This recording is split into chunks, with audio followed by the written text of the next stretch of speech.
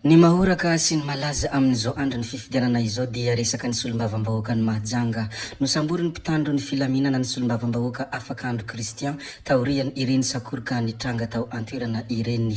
Ary nanao alerta ny tao anatin'ny pejiny moa Andriamatoa sy teny Randrana Solony Aiko nanao hoe alerta voasambotry ny mpitandro ny filaminana isolombavambahoaka afak'andro Kristian. Hoan'izay efa nahita moa ny tao anatin'ny pejiny ity solombavambahoaka ity dia namoaka ireny video ireny izy fa izay mbola tsy nahita kosa dia manasa anao vetivety hijery ny pejiny solombavambahoaka ny Mahajanga tsy iza moa izany fa afak'andro Kristian. Tompoko vavy sy tompoko lahy mialohan'ny hidirantsika amin'ny resaka izay ataontsika moa dia mbola toy ny mahazatra foana abonné vetivety aloha ny chaîne antsika ary asio j'aime ny video aza dino ihany koa ny mametraka ny commentaire ndeha aloha hidirantsika vetivety izany fanaovana abonnement izany mialohan'ny hirisoantsika amin'ny resaka izay ataontsika. Ndao ary tompoko lahy ndao ary tompoko vavy hajaina.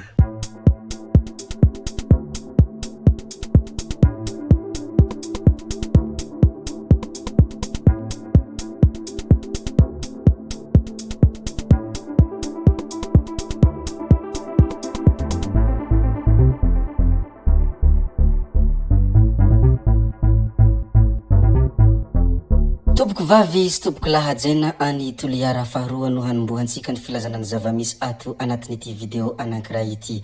Birao mpifidianana ao Besasavy commune Mitsinjo, trano tsy misy tafo sy tranon'ny gardien no anaovana birao mpifidianana. Efa hatramin'ny fifidianana filoham-pirenena no mbola tsy niovana no hatsaraina ireto birao mpifidianana sasany ao Besasavy ireto. Any amin'iny commune Mitsinjo iny moa izany tsy aiza moa izany fa distrikany Toliara faharoa sady mitaninandro no matiny hafanana ireo mpikambana ao amin'ny birao mpifidianana raha ny fitarainany izy ireo. Trano natokana ho an'ny gardien ihany koa no navadika ho birao mpifidianana noho ny tsy fahampiany sala. Izany moa ny zavamisy any Toliara faharoa koa dia lazaina sy ampahafantarina foana. Anisany nampitaraina ireo mpikambana ao amin'ny birao mpifidianana moa io zavatra io noho ny hafanana sy ny izany fiaretana hafanany masoandro izany.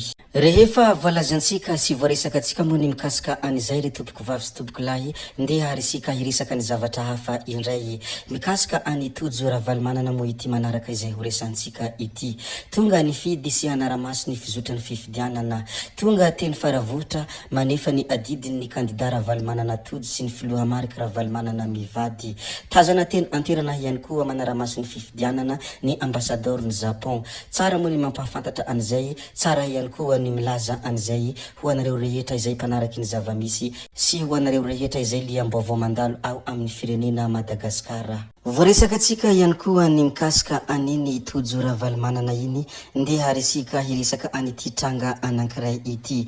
Izy ity moa dia resaka lehilahy iray nisandoka ho kolonely. Rangahy iray nanao fanamian'ny tafika malagasy no nanatona ireo zandary mandamina ny fifamoivoizana eny Anosizato ary nitonona ho kolonely. Nampiahiahy araka izany moa ny fihetsika ity farany ka nitaky ny karatra mahamiaramila azy ny zandary tsy nanana izany nefa izy ka nanokafana ny fanadahadina nandritra ny famitorana no nahafantarana fa misandoka ho kolonely ity rangahy ity. Ary malaza ihany koa ity dadatoa ity fa manindry sy misy loky eny amin'ny toerana misy azy. Natolotra ny fampanohavana teny Anosy ny omaly 10 Desambra izy ka voatazona amponja Vonjimaika eny Antanimora. Raha vantany vao nivoaka moa ity zavatra ity sy nahoraka tao anatin'ny tambanjotra antserasera dia be deabe ny olona naneho hevitra nilazany hoe ity angamba ilay hoe mamo miantso polisy ary mba tsy namanahy indray ny gendarmerie teto fa tena nisy loky ianao ny sandoka ny ho kolonely. Rehefa voalazantsika ihany koa ny mikasika an'izay dia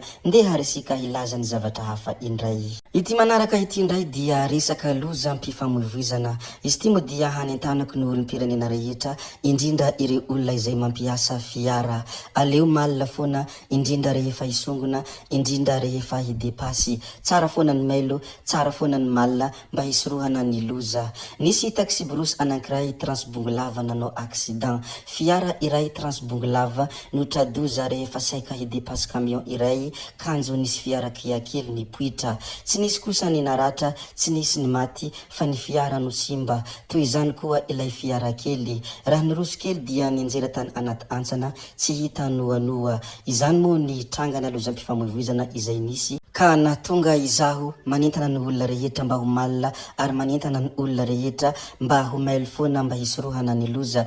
Eny ekena sady ekeko tsy misy masakana izany loza izany fa tsara foana ny mitandrina mba tsy hitampohony loza. Hivadika kely any amin'ny Toamasina eny indray isika amin'ny ity manaraka ity. Izy ity moa dia ny vaovao androany tokony tamin'ny 7:20 minitra no nisehoany ity zavatra ity. Eny amin'ny gendarmerie section de recherche Tamatavy ireo mpiaradia amin'ny Tody Arnaud. Hita eny antoerana ihany koa ny mpisolovava maromaro. Ireo mpiaradia amin'ny ireo izay nanambara fa nentina tany amin'ny poste de police i Tody Arnaud ary nentina tany amin'ny section de recherche taoriany izay. I Tody Arnaud moa dia izay anisan'ny mpitarika ilay plateforme Toamasina mifoha manohana any candidat Roland Ratsiraka. Raha ny vaovao misimisy kokoa mikasika an'ity andriamatoa Tody Arnaud ity dia nosamborina teo ankaikin'ny Sezeradama ary nentina any amin'ny Brown Police. Tonga teny amin'ny Sezeradama izy nanaramaso ny fizotra ny fifidianana no izao nosamborina izao raha nambarany ireo ankaiky azy. I Tody Arnaud moa dia candidat conseiller izay efa iarantsika mahalala ary iarantsika mahafantatra ihany koa. Rehefa voalazantsika sy voaresakatsika ihany koa ny mikasika tranga nisy tany Tamatavy iny mikasika any Tody Arnaud dia andeha arisika hivadika kely any amin'ny distrikany Mandritsara iny. Izy ity moa dia loharanom-baovao izay nangoniny Claudio koa dia ampifaliana sy ampitiavana no hizarainay izany aminareo rehetra.